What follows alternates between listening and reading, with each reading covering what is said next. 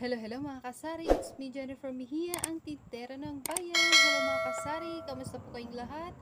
Okay, kaya po kayo nandito sa aking video ngayon, no? Dahil isa po siguro kayo sa mga nag-iisip, nagbabalak, nagpaplano, magsisimula ng isang sari-sari store business, no? So, okay. Ito po, magbibigay po ako sa inyo ng mga ilang tips, no, para sa pagsisimula ng isang sari-sari store business. Okay? So, yung unang-una po at una sa lahat na kahit anong parte ng negosyo ang ating papasukin, ito po yung unang-una nating kailangang hanapin, no? Yung location. Okay, yan. Number 1 po talaga yung mga kasari. Maghanap po tayo ng magandang location na kung saan natin gustong itayo yung ating sari-sari store o yung ating business. Okay, mas maganda, mas maraming kabahayan, mas maraming tao, mas maganda. Okay, kasi makikita na po agad natin na tatangkilikid yung ating negosyo. Ayan, no, kung sari-sari store po yung ating itatayo na business at yung pwesto ng ating bahay along the highway mismo, no. So eto na po talaga yung pagkakataon na magtayo tayo ng isang sari-sari store sa tapat po ng ating bahay. Okay? Kasi malaking chance po talaga na tangkilikin yung ating sari-sari store, lalo na po kung along the highway ito, no? Kasi mas madali po ito makikita rin ng mga ahente. At mas madali rin po makita yung ating sari-sari store na sa iba pang mga lugar, no? Kung along the highway po yung ating sari-sari store, madaanan lang yan ng mga ibang tao na taga ibang lugar. Hindi lang po mismo yung mga kalapit nating kapitbahay yung ating magiging customer, kundi sa iba't ibang lugar. Kasi along the highway po at nadadaanan po ng mga tao. Okay? Yung mga kung saang lugar pa sila nakatira, no? Mapupuntahan yung ating sari-sari store, makikita nila, ay, meron palang sari-sari store dito. Magandang oportunidad po yun mga kasari kapag yung bahay natin is along the highway, no? Malaking chance po talaga na magiging successful po yung ating sari-sari store. Okay? Okay, yung pangalawang tips po para po sa mga nagsisimula, nagbabalak, nagpaplano ng isang sari-sari store business is mag-stock po tayo ng pinakamabentang items. Okay? Lalo na po kung maliit na halaga or nag-start po tayo sa maliit na puhunan. Ayan, so hindi pa po kompleto yung ating mga paninda, marami pang kulang-kulang. So kailangan mag-focus po muna tayo sa pinakamabentang items. Okay? At paunti-unti yung napagbentahan mula do sa fast-moving items, unti-unti ibibili po natin ng mga kakulangan or yung mga hinahanap ng ating mga customer na dating wala pa po sa ating sari-sari store. Okay? So, ayan, paikutin lang po natin yung nasimulan po nating puhunan, no? Ibili lang po natin ang ibili yan ng mga pinakamabentang produkto, and then dapat hindi po tayo nauubusan ng mga pinakamabentang items. Kasi doon po tayo mas kikita. Kasi po kung unang bukas pa lang po yung ating sari-sari store at inuna nating i-stock yung mga non-fast moving items, matagal pong lalago yung ating sari-sari store.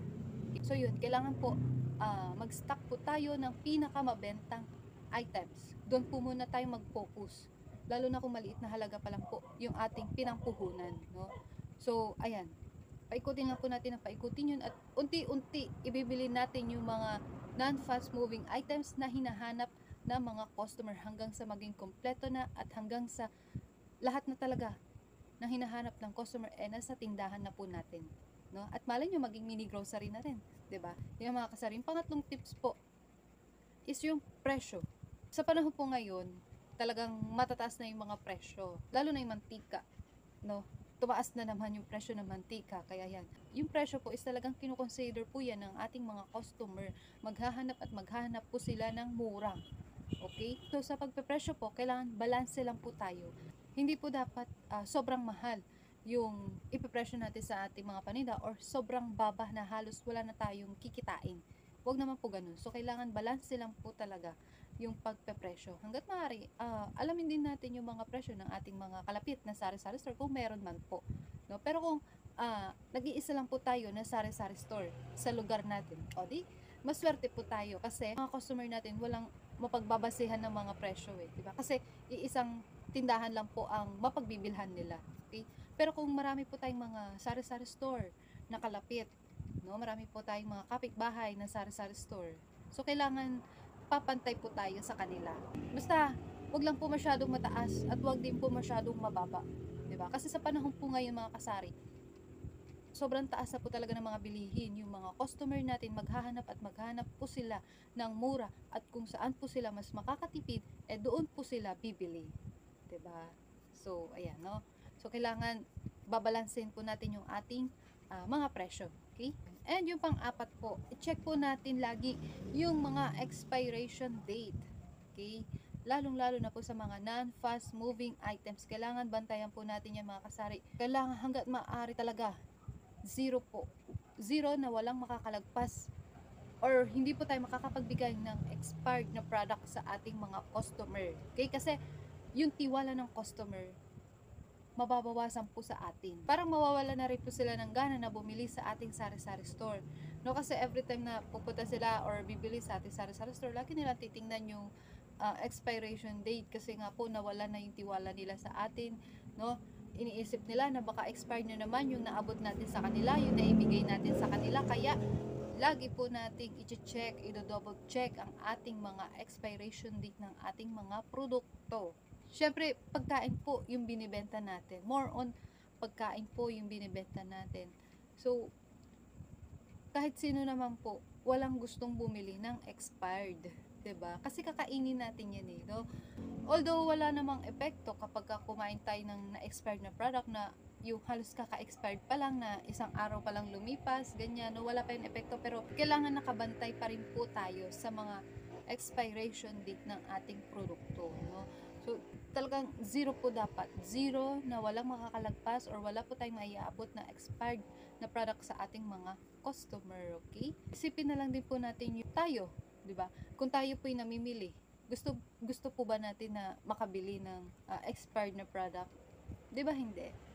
Kaya, ganun din po yung ating gagawin sa ating mga customer, di ba? Yung pang-5, happy customer, happy negosyo, di ba? Yan. Happy customer, happy negosyo. Ibig sabihin yung customer service po natin para sa ating mga customer. Okay? Mas magaan po ang pagtatrabaho dito po sa ating sari-sari store kung tayo po nakangiti at pati yung customer natin ay napagsilbihan natin, napagbentahan natin ng maayos at nakangiti rin po sila na bumili or satisfied po sila sa produktong nabili nila dito sa ating sari-sari store. Okay? So yan, no? Ayan, kailangan maging mabait po tayo sa ating mga customer. Huwag natin silang susungitan. Diba? At kahit sino rin naman po, walang gustong bumili sa masungit na tindera, 'di ba? So kailangan kahit meron po tayong dalaw, 'di ba? Kailangan nakangiti pa rin tayo sa kanila. Kailangan approachable po tayo, 'di ba? Yung tipo na hindi sila maiilang na bumili sa ating sari-sari store, okay? Kailangan maging friendly.